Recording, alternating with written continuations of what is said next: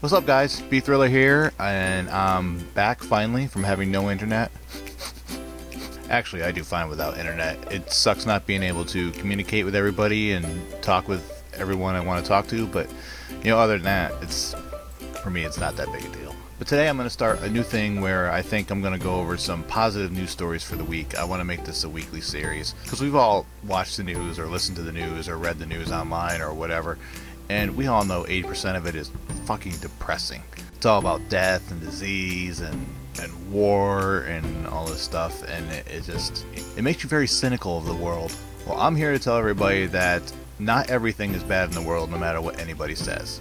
Just the good news stories don't always make it to the top because it's not as sellable as bad stories. Every once in a while you see a good uplifting news story on the news and things like that, and that's pretty cool, but it's always overshadowed by the terrible stuff, the death and whatever. And as someone who suffers from depression, I need to see that positive, uplifting stuff every once in a while. So I am here to provide it for all of you. I am here to do all the digging so you don't have to find the good news stories. So let's go. Luckily, I didn't have to dig very far because I found this awesome site called goodnewsnetwork.org. So check them out if you want to see some good news stories. You guys are going to be getting a shout out on Twitter because this is awesome. Quote of the day right here. A question not asked is a door not opened. Marley Adams. Indeed. Mosque welcomes stray cats and kittens for the winter. It's a game of cat and mosque as Turkish house of worship welcomes some unexpected guests for the winter. Whole families of stray cats. That's pretty cool. Because not everybody thinks of the animals. Animals get cold and hungry too. If anyone out there that says, who gives a shit about the animals? Fuck you. Who gives a shit about you? This is one of the editor's picks from around the web. It's from the Canada Free Press. 5-year-old boy with a lesson for the entire world and a lingering question. Apparently he helped a homeless person. So let's see. These first couple paragraphs right here tell you exactly how I feel about the news. The news is rife with sad stories, tragedies, and other matters not just hard to ingest, but hard just to watch. Like a shooting star or a beautiful sighting of the occasional firefly on a summer night, a story or clip will flash across the waves of the worst behaviors of mankind. It is these stories that spark the depths of the human heart, where, although deeply buried and desensitized, hope, kindness, and the better nature of decent people resides. We may be brought to tears, inspired, or rewarmed by the best things human can do instead of the worst. This kid and his mother went to the Waffle House to eat, and there was a homeless man sitting in front of the restaurant. And the kid, of course, had a lot of questions. He wanted to know exactly what a homeless person was, and if he had no house, where would he keep his groceries? So the kid insisted that the mom invite the homeless man to the meal with them. When the homeless man was served his meal, Josiah, who was a child of course, decided that he should offer a prayer of thanks to God, which is when he bellowed out his blessing at the top of his little lungs for everyone in the diner to hear. Everyone was moved to tears. That's very sweet. We need more people like that in the fucking world. Seriously. Dog saves baby elephant's life, becomes his best friend. See, this is the kind of shit I like to read. I like when animals do shit like this because it kind of kills some people's impression that animals are just mindless, stupid beings that don't have... Yeah. Fuck you. You're a mindless, stupid being. A baby elephant and retired service dog have almost become inseparable in a friendship that may have saved the elephant's life. Ellie the elephant was only a few weeks old when abandoned by his herd. The Tula Tula Rhino Orphanage in South Africa cares for baby rhinoceroses, as the name suggests, but the caretakers couldn't turn their backs on the pint-sized pachyderm. Elephants, being herd animals, need companionship. With no other elephants around, he started losing weight and his health started failing. That's when Duma, a former service and sniffer dog, came to the rescue. The two quickly bonded, digging together in a huge sand pile. That's awesome. It immediately cheered the elephant up, Karen Trendler, a rehabilitation expert at the orphanage, told Earth Touch. He suddenly started getting a little bit of interest in life again. That's so cool. That's so cool. So this elephant probably would have died if this dog had not done anything. And that's awesome. Plush Monkey keeps students with cancer in the hearts of classmates. Oh, that is an awesome idea. When children go to the hospital for cancer treatments, these monkeys save their seats back at school. Monkey in My Chair is the national program that places the stuffed monkeys at kids' desks to maintain a connection with their classmates.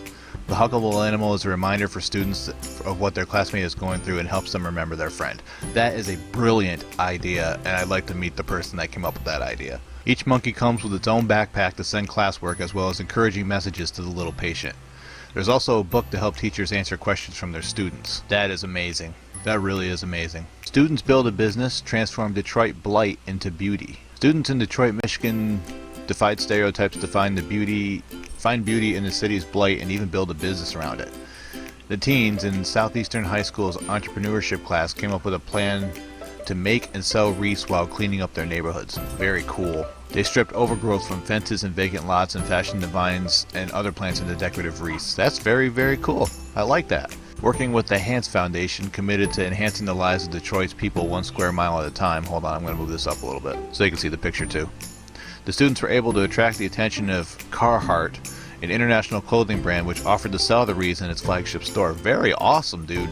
That's an example of taking an opportunity to spread positive feelings and things like that and running with it and finding success at it. My dogs won't shut up, I'm sorry.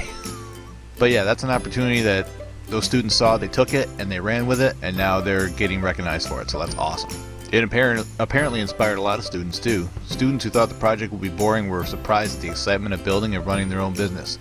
Those who thought they'd be wasting their time were amazed at how quickly their complete inventory sold out. Awesome. Kids stuffed 500 backpacks with school supplies for Syrian refugees. Dozens of children went to work stuffing 500 backpacks with school supplies Saturday to make sure arriving Syrian refugee children don't fall any farther behind in their schoolwork. The Canadian student volunteers raised about $7,000 for the supplies, and the Hamilton Wentworth District School Board Foundation provided the backpacks. The kids, ages 8 to 14, from the Islamic Cultural Center of Toronto, stuffed the bags with pens and pencils, notepads, calculators, and everything else a new student would need. That is pretty cool. And another impression people get is that children don't do things like this. And children are always thinking, and children are by no means stupid. They see things like this and the gears in their mind start turning, and you never know what they're going to come up with. So good for these kids in Toronto. 2 busloads of students traveled to Hamilton, Ontario's Sir John A. Macdonald Secondary School for the chore. They divided up supplies by age and school grades, elementary, middle, and high school, and loaded all the backpacks in under 2 hours. This is a fun way to get to do good deeds, 9-year-old Miriam L. Hilwele, sorry if I pronounced that wrong, told the Hamilton Spectre. I'm happy we're helping them. The backpacks will be kept at McDonald Secondary until they are needed, handed out as refugee students arrive. The school has a student body representing more than 80 countries of origin and 50 native languages. That is very, very awesome. And it's also a very good way to show kids that, doing important things like this, even little things like this, is very important to the people and the refugees coming from Syria. They're going to see this and going to be like, they're going to be very appreciative. Showing good things to a child is always a good thing. And that's all I got for this week. Let me know in the comments what you think about this. I want to try to make this a weekly series. I think it'd be a really cool thing for people to see good news stories, more so than you would normally see. But I mean, in all honesty, I really do feel uplifted and inspired right now. So I think this would be a good thing for other people to see on a more consistent basis. Give this video a thumbs up if you liked it, subscribe if you want to see more, share it with your friends, and help out the channel. We're trying to deliver more smiles to people around the world, and it would be greatly appreciated. Did you guys like that? Anyway, thank you for watching, and as always, it's Bobby's World, and you're all just living in it. CLC for life, y'all. Bye.